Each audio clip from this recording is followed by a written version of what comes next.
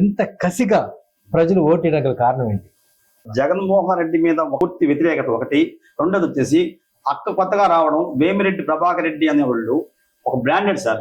ఆ బ్రాండెడ్ అనేది నెల్లూరు జిల్లాలోనే ఒక బ్రాండెడ్ గా ఉంటే వాళ్ళకి ఒక మంచి గుడ్ విల్ ఉంది. ఎంతో మంది వాళ్ళ ఇంటికి పోయిన ప్రతి ఒక్కరికి సహాయం చేస్తారనే ఆలోచన ఉంది సార్. వాళ్ళ ఇంటికి పోయి మాకు ఫలాంది కావాలంటే ఖచ్చితంగా సహాయం చేసే ఒక మంచి ఉద్దేశాలు వాళ్ళు ఉన్నాయి సార్. దేవాలయం కావాలన్నా, విద్య కావాలన్నా, ఏదన్నా నీళ్లు ఇంకోటి సార్, వాళ్ళు ఈ ఇందుకూరుపేట మండలంలోనే ఎంతో మందికి మినరల్ వాటర్, ఆర్వో వాటర్స్ కి వాళ్ళు ఇచ్చిన దాని ఎన్నో చెప్పలేమన్నది. మీ పరిసర ప్రాంతాలు కూడా ఇచ్చినారా సార్? అందుబాటు జదేపేట ఇచ్చినాం సార్, లేబూర్లు ఇచ్చినాం సార్. అందుబాటులో మన ఇందుకూరుపేట మండలం ఉండే 10-20 దాకా ఉంది. అలాంటి దాని ఎన్నో ఇచ్చినాం సార్ వాళ్ళు. ఇంకోటి ఏంటంటే ఏది అన్నా వాళ్ళు దేవాలయం కావాలన్నా, విద్య కావాలన్నా అంత ఇంత మా సాయం చేసిన వాళ్ళే కానీ ఏ రోజు కూడా వాళ్ళు ఇబ్బంది పెట్టారు కదా సార్. పోతే వాళ్ళు ప్రజల నుంచి ఆశించి రాలేదు సార్ రాజకీయంలోకి. ప్రజలకు సేవ చేద్దాం ఆలోచనలో ఒక గుడ్ విల్, మనం కూడా ప్రజలకు సేవ చేద్దాం, నేను సైతం ప్రజలకు ఏం చేయాలని ఆలోచనలో వాళ్ళు ముందుకు వచ్చారు కానీ మనకు ప్రజలకు కూడా నేను తీసుకున్నాం అనే ఆలోచన రాలేదు సార్ వాళ్ళు. అది సార్ సేవ కోసంగానే వచ్చారు. అది సార్ వాళ్ళ యొక్క మాటలు విన్న తర్వాత, వాళ్ళతో నడిచిన ఈ 2 నెలల తర్వాత వాళ్ళ యొక్క ఉద్దేశాలు ఏంటంటే మనకు బాగా అర్థమయ్యాయి సార్. రేపు ప్రశాంత్ రెడ్డి గారు జూన్ 4న విజయం సాధిస్తే వెంటనే మీ డేవిస్పేట కూడా వాటర్ ప్లాంట్ ఏర్పాటు చేస్తాం సార్. ఫస్ట్ స్టార్ట్ చేస్తాం. అడిగారా మేడం? అడుగున్నాం సార్, అడుగున్నాము, చేస్తాను చెప్పున్నారు. అది సార్. ఇందుకే జూన్ 4న ఏం జరగబోతుంది? అది ఉప్పెన వస్తుంది సార్, ఉప్పెన వస్తుంది సార్. అది సార్ ఇంకా చెప్పాలి, ప్రజా ఉప్పెన వస్తుంది సార్. అది సార్. ఈ ఉప్పెనలో ఎవరు కొట్టుకుపోతారు? మీ పార్టీ, వైసీపీ? మా పార్టీ సార్. బంగారంగా ఎక్కడ ఉంటుంది సార్ మా పార్టీ. అసలు కలపకుండా పోస్తారు ఫ్యాన్ అనేది. కనపడతారా? కనపడదు సార్.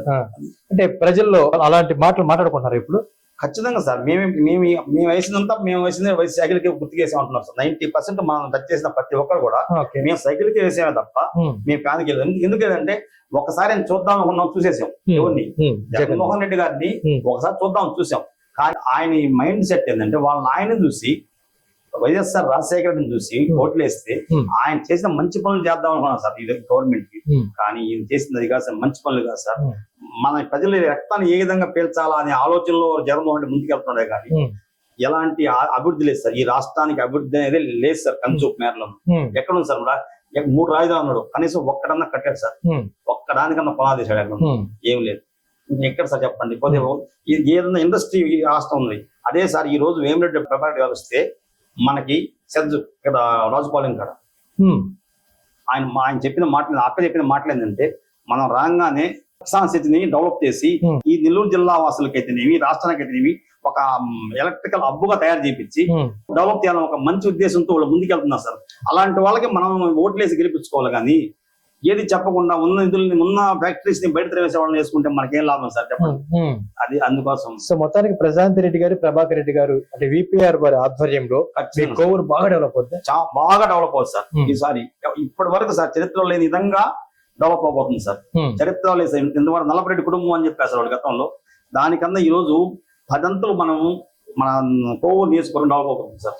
సార్ మధుబాబు గారు, గడిచిన ఎన్నికల్లో మీ ఉమ్మడి నెల్లూరు జిల్లాలో 10కి 10 సీట్లు తెలుగుదేశం పార్టీ కోల్పోయింది. అవును సార్. మరి రేపు రాబోయే జూన్ 4న ఫలితాలు ఎలా ఉండబోతుంది సార్? ఈసారి మనము అంటే అటు ఇటు తిరగబడదు సార్. దానికి ఏం తెలియదు సార్. మనం అటు ఇటు తిరగబడదు సార్, అంతే సార్. అంటే ఇప్పుడు వైసీపీకి 0 కాదు సార్, 1-2 రాబోతుంది, అంతేగాని ఎక్కువ లేదు సార్. అది సార్ పరిస్థితి. అటు ఇటు తిరగబడిపోతుంది సార్. ఏంటంటే ప్రజల్లో ఆ చైతన్యం వచ్చేసింది సార్. ప్రశాంత్ రెడ్డి గారు గెలిస్తే సార్ త్వరగా మీరు ఏం పనులు చేయించుకోబోతున్నారు? మీ డేవిస్పేటలో కమ్యూనిటీ హాల్ ఒకటి హామీ ఇచ్చారా? ఇచ్చారు సార్. కమ్యూనిటీ హాల్ ఒకటి, నీరు, వాళ్ళకి వచ్చేసి దేవాలయం చెప్పున్నా సార్. మేడం గారు చెప్పున్నారు. Okay sir. మీరు ఏమైనా ప్రజా పదవులు చేశారా? నేను వైస్ సర్పంచ్ గా పనిచేస్తున్నాను సార్. ఇప్పుడు కూడా స్టిల్ నేను వైస్ సర్పంచ్ సార్. గతంలో వైస్ సర్పంచ్ సార్. 15 సంవత్సరాల నుంచి వైస్ సర్పంచ్ సార్. పంచాయతీకి నిధులు బాగా వస్తున్నాయా? ప్రభుత్వం సార్ ఇంకోటి సార్, మీకు విషయం చెప్పలేదు. నేను ఇంతవరకు నేను పంచాయతీల్లో వైస్ సర్పంచ్ గా ఉన్నా, వార్డు మెంబర్ గా ఉన్నా కూడా ఏ గవర్నమెంట్ కూడా పంచాయతీ నిధులు తీసుకున్న పాపం పోలేదు సార్. ఒక్క జగన్మోహన్ రెడ్డి గవర్నమెంట్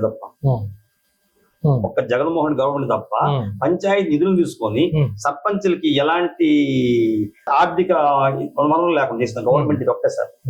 ఇంకెక్కడ సార్? ప్రజలు సర్పంచులు కూడా వాళ్ళకి వేయాలంటే ఎందుకు సార్? ఆర్థిక స్వతంత్రమే పంచాయతీకి లేకుండా సార్. అసలు నిధులు లేదు సార్, డైరెక్ట్ నిధులు రావడం ఇవాళ మీ అకౌంట్ లో ఇగో ఈ 50 లక్షల అమౌంట్ పడుతుందని చెప్తారు, 2 రోజులు పోతే అయిపోయింది మొత్తం వెళ్ళిపోయింది అంటారు. ఏంటంటే కరెంట్ బిల్లు అంటాడు, ఇంకోటి అంటాడు. ఇంకేం సార్ ప్రజలకు మనం చేసింది? ప్రజలకి మనం ఏదన్నా కాలువలు, నీళ్లు, నిప్పులు చేయాల్సి మనం ఇవన్నీ చేయాలంటే ఎలా చేయాలి? మనం అసలు నిధులు ఉంటే చేయగలం, నిధులే లేవు, ఏం చేయగలం మనం? సార్ మన 2019 నుంచి 2024 వరకు సార్ మీలాంటి కరడుగట్టిన తెలుగుదేశం పార్టీ నాయకుల్ని వైసీపీ బాగా ఇబ్బంది పెట్టింది, మిమ్మల్ని కూడా ఇబ్బంది పెట్టిందా? మమ్మల్ని ఇబ్బంది పెట్టలేదు సార్, తప్పించుకున్నారు మీరు? లేదు సార్, లేదు సార్.